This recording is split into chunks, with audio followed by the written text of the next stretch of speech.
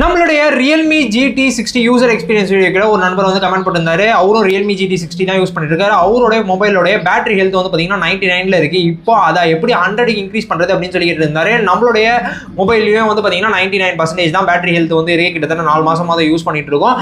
இதுக்கு 100க்கு கண்டிப்பா எடுத்துட்டு போக முடியாது. ஆனா உங்களோட பேட்டரி ஹெல்த்தை நீங்க இன்னும் ஸ்லோ டவுன் பண்ணி கம்மி பண்ண மாதிரி வேணா பண்ண முடியும். என்ன நினைச்சீங்கன்னா நீங்க அடின்னு அடிச்சிருப்பீங்க. அதனாலதான் வந்து பாத்தீங்கன்னா 100ல இருந்து 99க்கு சீக்கிரமா வந்து இறங்கி இருக்கும்.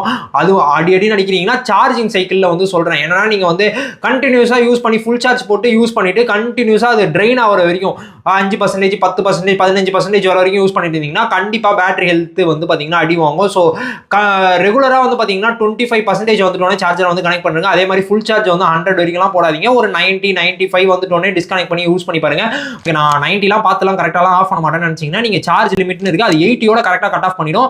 அதை வேணும்னா நீங்க ஆப்ஷனா வந்து எனேபிள் பண்ணி வச்சுக்கோங்க.